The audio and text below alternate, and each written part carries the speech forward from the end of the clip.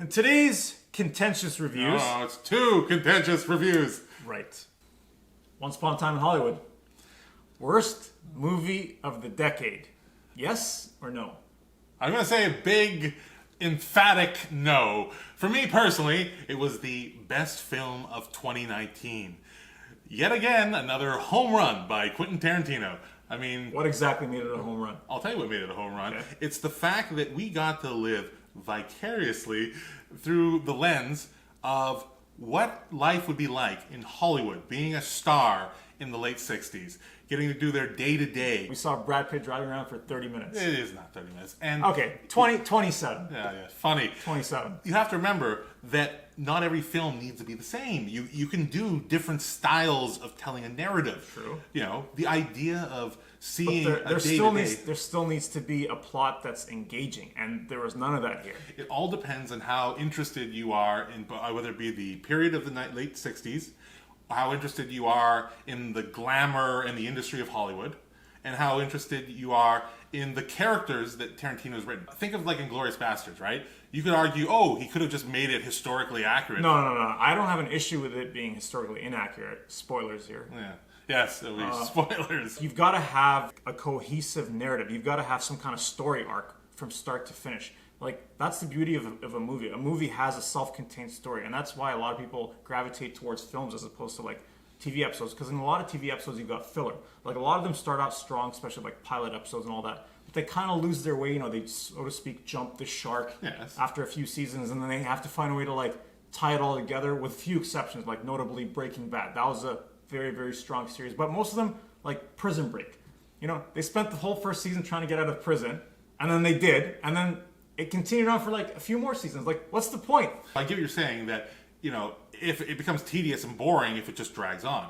But just because, again, that Once Upon a Time does not tell a simple adventure story from start to finish. Again, it's called Once Upon a Time. Fair enough. But it's still that time. It's still, you know, showing you what's going on in the late 60s. There's literally a scene of Brad Pitt driving around in Hollywood for like 15 minutes. Like, it goes nowhere. I'm like, why do I need to see this? No. Why do I need to see this? Because he's showing you. Yeah, so he's showing you the environment, the locales, But it doesn't really provide anything to the movie. Everything else. It's meant to establish. It's just filler. It's meant to establish that for the audience to appreciate how different things were versus what they are. And I'm now, sure you could have shown that in a more concise manner. Well, in a more concise, abbreviated manner. He did do it in a more concise, abbreviated manner. Later on in the film, he does a shot where it goes into evening and you have all the neon signs coming on. And that was done. So you're basically stating that he already shows that yet again. No. But this is which basically makes that first scene completely superfluous. They are different in the sense where it's supposed to give you an idea that Brad Pitt, as the stunt double, he's playing a stunt double for Leonardo DiCaprio's character. He's out there running errands. It's showing, again, it's supposed to be showing a day in the life. I forgot the part where driving around in your car is running errands. Well, he could have quick edited certain segments where he's actually running errands, but instead he chose to literally have a camera planted to the side of Brad Pitt driving. You're forgetting across like Hollywood Boulevard. Yeah, but in that scene, he introduces a female character which plays strongly into the introduction of Brad Pitt meeting the Manson family. So yes, it shows him driving around. That could have been condensed. But it's not just that. Again, he wanted to introduce us to the culture, the fashion, just a sense of letting you live in that time. I did not watch the same movie at all. Yeah, clearly you did not, because you're missing out on the fact. First off, you're exaggerating dramatically the time. Did you take a stopwatch to the period of time between that he was driving? If you're actually sane and you value your free time, you will not think that any of these scenes are relevant to the plot or the movie going forward. They are completely filler. They're completely unnecessary, like most YouTube videos out there. Nice. And like I said, it added nothing to overall context of the movie. It's because you are fixated on something that, in all honesty, it's probably like 5 or 6 minutes of the movie. It's not freaking 20-some odd minutes. It's not even engaging. That's the problem. Like, the whole idea of a movie is to engage. I'm so sick of these people nowadays who've become so pompous and they think, oh, you know, movies are about sending us a message. Or a movie's supposed to, at the end of the day, gets you to be engaged. Like, I want to sit down and ask myself after I view the movie, was I entertained, regardless of the content? That is a fair yes or question. no. And I was not entertained with this movie, and a lot of the people I spoke to agreed with me. They're like, what did I just watch? But again, which makes me wonder, what did you watch? Film cinema is an art form. The point of art is to evoke emotion. Apathy is the worst. Yeah, that's better than apathy. If you don't care about something, then those are films that are forgotten. You are not going to forget Once Upon a Time. When people ask you on Tarantino to give your list, it's being remembered infamously rather than reverently. By some people who didn't enjoy it. And I doubt there's a film out there, as much as some films are celebrated as being masterpieces. Like The Room. You must be kidding, aren't you? I'm just disappointed that the same guy who came from a string of really strong movies like Inglourious Basterds and Django did a complete 180 and produced this turd. Like honestly, derogatorily describes it. And I'm not even exaggerating here. It's not. This should have been released as an indie movie, not as a a wide release. Okay, just because it gets a wide release. I think a lot of people just got too hung up on Tarantino's name and, like I said, his reputation coming from his previous movies. If this had been done by a lesser known or an unknown director, it probably would have made $10 to $40 million at the box office. It wouldn't have cost that much. It would have had a limited release. This would have been the kind of thing that a lot of cinema files would have been rushing out to see because they enjoy indulging in the idea of Hollywood, the idea of period pieces, things like that. See, that's the issue I have here. You make a fair point. The issue I have is that they released it as a wide film, and in essence, Tarantino's fault. They were marketing it as a blockbuster. I remember, fair enough. The hype leading up to it was like Tarantino's next great classic or whatever, and so everyone kind of fell for the hype, right? And it's disingenuous to do that to the customer. I disagree. It is disingenuous. It still feels like a Tarantino film. Yes and no.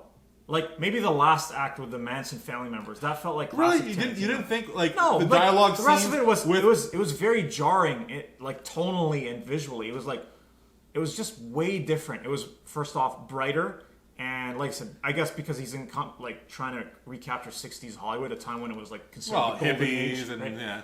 But it was just a different feel to the movie, and, the biggest issue with me, like I said, is it's just a movie that lacks plot, and any movie that doesn't put emphasis on that, gets serious downgrades. I think what you mean to say is it lacks a focus on the plot. It clearly has a plot. That's being generous. Oh, don't say it's being generous. It starts off at a point introducing... Is it a high concept plot? No. For example, I'll give you an example of a high concept plot. I'm not saying it's a great movie, but I think it's good. But Tom Cruise's Edge of Tomorrow. One where he repeats the same day over and over. Him and Emily Blunt. Right? That's a high concept plot. Fair enough. Because you explain it to someone, it's like, what's this movie about? It's about a guy who dies and he keeps reliving the same day over and over, trying to find out a way to get out of the loop. Don't mess with me, pork chop. What day is this? All right. That's awesome. Yeah. That's interesting. That's engaging. Yes, but there are... What does this movie do to engage me in a sentence? Yes, but there are... Hey, guys, we have Brad Pitt driving around in a car for 30 minutes. Fine. If I was to give a one-sentence synopsis to this, it would be the fall of a TV Hollywood actor who tried it in the big pictures.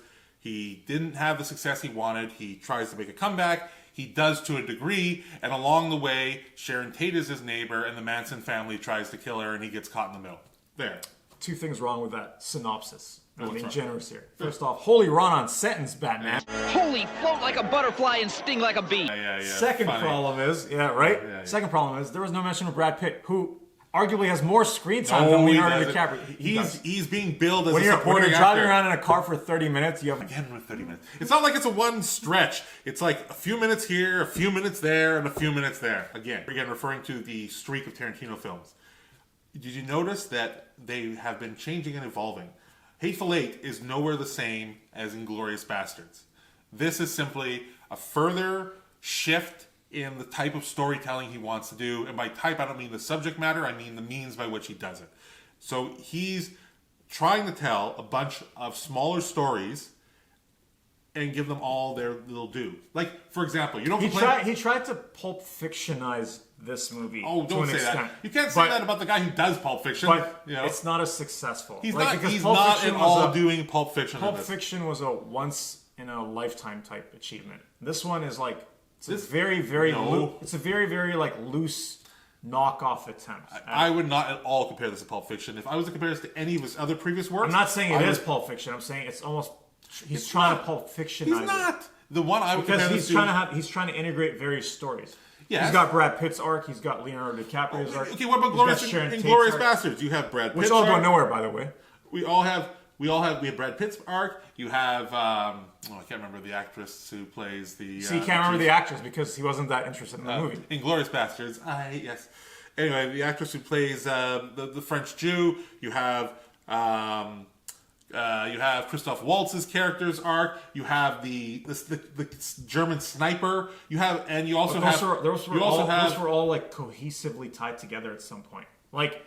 Yes, they all come like, together, just like this one. At the but end, they don't. they all come together. Only Sharon at the Tate's end. story. Even then, you could argue that her story doesn't really come. Like her story is really separate from the rest. Like Because she almost it's doesn't seem meant to to. exist. She's there. oblivious to them. They're Like her neighbors. it was almost like she was injected in the movie just to keep it mildly historically accurate. Okay, she is going about her life completely oblivious to any potential threat that's coming her way. Watching movies, walking around. Yes. Yes. All pointless day-to-day stuff we don't really need to see. Yes, with her husband, Roman Polanski, when they go to the Playboy Mansion parties and things like that. It's all meant to give you an idea. goes Again, nowhere. a day in the life. It's meant to say, oh, this is kind of what... We're like days in the lives, or days enough. of our lives. So they should have just been a soap opera. Yeah. It is a soap opera. You're 100% right. terrible. There's nothing So wrong if you like with- soap operas, yeah, I guess you like this. There's But if you're nothing- actually sane, like the majority of viewers out there, and value your precious time, you won't watch It's this. meant to show you what it's like. For these people living a normal life, and then you have that shot that goes off that completely shatters the normality of their existence when you have a hate group, which was the Manson family. Charles Manson was resentful at the fact that he could not become a successful musician during the 60s. He, I wouldn't say befriended, he was familiar with Brian Wilson, who of the Beach Boys. He received some advice, but more or less he flopped. He didn't go anywhere. So his group, which he was the overlord of, they did his bidding. They were very much wrapped up in his ego. And so when he was angry, they were sent out, this is historically what happened, they were sent out to kill the people living in the former residence of Brian Wilson, which happened to be Polanski's, which was Sharon Tate at the time, her husband. He was away filming in, I think, the UK at the time, so he wasn't there. She was there with family friends. So what this movie was meant to be was to show this is how their lives are. Yeah, their lives are not normal because they're Hollywood actors. They have different obligations. They have different incomes. They have different stresses and responsibilities and different moments of pride. Like the scene with Leonardo DiCaprio where a little girl, a child actress, is able to impress upon him just how professional and exceptional her talent is on a TV show. So I had no issues with certain scenes like that. I had no issues with scenes like that. My issue is with the fact that in order to encapsulate the days in the lives of these actors and actresses, why did he have to prolong all these scenes? Because he that's the real wanted issue. to make it relatable No. to the normality of life. When you go to the store, That's what makes it's not the like you movie boring. teleport That's- there. He could have told the entire story in probably an hour, 45-minute cut. He could have really condensed all Would those he have conveyed He could have still the shown- normality of their lives in that time? Absolutely, he could have. No one wants to see the in-betweens of people like Fair having enough. their downtime. Fair but enough. here he does show all that. I don't want to see that. That's pointless. It's not interesting to me. You know why it's not interesting to me? Because I already experienced that in my day-to-day. You know, I go to the movies for escapism, right? But that's the thing, this is a different type. The main issue that I'm getting from you is you felt misled by the impression that the trailers gave that this was a blockbuster film. And that one is an issue I have. absolutely That's one issue I valid have. criticism. Another I issue will I not have is fault the you for fact that. that he prolonged scenes for no reason. Where did that whole scene where Brad Pitt goes to the ranch go? It went nowhere. No, we're talking What did it about establish? it established he knew who they were. There was a build-up. He shows up, he drops the girl off, and he knows something is awry. Yes. He's like, what's going on here? He asks about his former work colleague / friend. Yes. And you get the sense that something Yes. terrible is happening, There's nothing right? wrong with the director misleading you a bit. You know. So here's the problem, right? There is a problem in the sense that he draws that scene out for so Because long, he was and then in building the end, suspense. absolutely nothing happened. No. Nothing happened. Well, we're seeing we mentioned spoilers. So he goes there. He sees this weird group of people that he's never met working living at this former studio set piece ranch. Yeah, a ranch.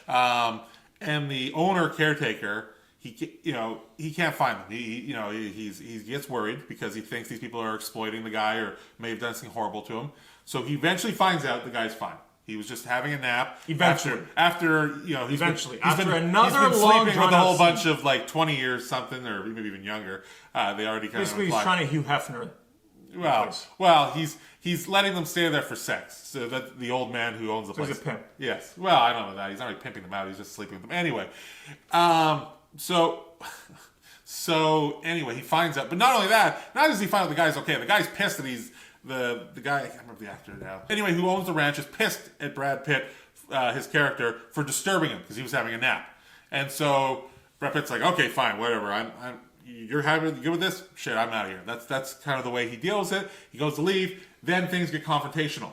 I appreciate the build-up and establishment of mood, as well as I'm interested. I'm fascinated with seeing somewhat fictionalized, but still the life as Tarantino sees it for Hollywood Translation, actors. I like boring stuff. I suppose I do. Next to you, I guess I do. Because I absolutely adored the film. I thought it was fascinating to see just how, like, they're not normal like the way most people's lives are, because again, they have different responsibilities and they have different indulgences that they're able to, indulge themselves with, which is not what we do. And that's really fun because whether it be made up by Tarantino with his, imagination of the 60s, or whether it be just genuine fact of what what people in their position did back then, that's that's fine. I think this whole thing was just a self-indulgent fantasy because There's nothing wrong with that. Tarantino's so fixated on 60s Hollywood, and he's made that well known. Yes, absolutely. Like that's his golden era, yeah. And he wishes he could go back to that time. So I think, you think about his I think he made this movie as a way westerns. for him to vicariously, experience that. That's entirely, and that's why the ending was the way it was, with the twist where Sharon Tate survives, right? Well, not just that. Like basically, it's like it's him insinuating, hey, now that those Manson family members got killed and Sharon Tate's alive, because of Rick Dalton and his flamethrower, and Brad Pitt's heroics. Because of that basically, was great. Basically, the golden age gets to persist and continue on. Basically, this is how I would sum up the movie. The movie is a fairly sizable piece of steak that's maybe actually only this much percent lean grade beef, and the rest of it is all just fat and gristle. Like more than 60% of it is fat and gristle, and that could have been chopped off. Unless you like that fat and gristle. But then that comes at the expense of your health, Yes, of course. Everyone who watches this film, do beware, you're going to want to see your doctor regarding damn straight having your cholesterol checked after this film. Or your sanity, because clearly there's something wrong with you if you're spending that much time watching an empty, vacuous, piece of art that goes nowhere. I love how you try to make it seem as if it's completely frivolous. It is frivolous. Everything is frivolous. Everything that happens in the movie could have been shot, like I said, in 90 minutes tops. But would it have then been it probably of would the have same been. It quality? actually would have been a tighter movie. Tighter does not mean better. It does mean better. No, it does not mean if it better. ain't tight, it ain't right. So technically, I have no actual issues with Once Upon a Time in Hollywood. enough. Technically, the lighting is strong, the acting is solid. Most solid. I thought the acting was amazing. I wouldn't say it's amazing, but it's strong. It's not like American History X strong. Did you feel any of the actors though were anything but their did you feel that they were ever not playing their characters? So the reason I chose solid instead of like great or exceptional is because I felt like some actors or actresses were underutilized, like Margot Robbie, Sharon Tate. Like it's just because she wasn't given much to work with. But again, that's an indictment on the director. I originally thought what you were thinking. I'm like, oh, they really didn't. They didn't focus on Sharon Tate that much. But I think it's because, which is surprising considering she spends 20 plus minutes sitting in the movie theater doing nothing. But see, that again doesn't allow her to flex her acting chops. Hey, the movies we just talked about. The movie is 2 hours and 40 minutes long. If she spends 40 minutes too long. If she spends 20 minutes in the theater and Brad Pitt spends 30 minutes driving, maybe 20 minutes. Yes, exactly. So that's my point. Is you're clearly being a little hyperbolic when it comes to the Not times that people are doing this. When others watch it for themselves, they're going to agree with me. you could just say it felt like. Anyway, It to was. your point though regarding Margot Robbie, like I was saying, I too at first was like, oh, you know, she's a great actress, very popular in Hollywood right now, playing a character who many Or how people. about Bruce Dern's character? Right? Well, Like- that part made sense though. That, you know, again, he's just a ranch owner. Still. You know, so the fact that they didn't have a long drawn out scene, which you complain about the lead up to it. Timothy Oliphant in the scene with Leonardo DiCaprio. You know, he didn't really get to flex his acting chops. Luke Perry was in there. No, I disagree. I felt Luke Perry's awesome. He didn't get to flex his acting chops. I felt Emil Hirsch, what did he get to do? I felt Eat a that, sandwich? No, maybe he ate two. Sorry, he ate two sandwiches. I felt that every character in here was given their just presentation, and you could believe they were who they said they were.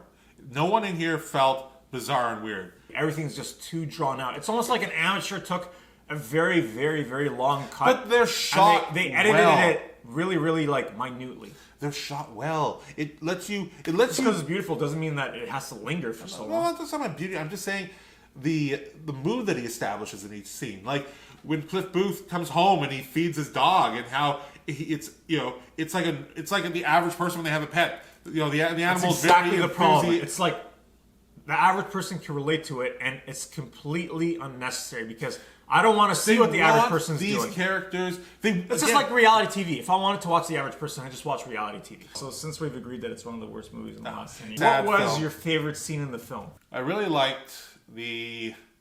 You know what? Actually, no. Favorite. I'll scene? tell you what mine was. It was when it ended. Because that's the only part that I truly enjoyed. Well, I have many favorite scenes. The Bruce Lee one was quite comical, like you said.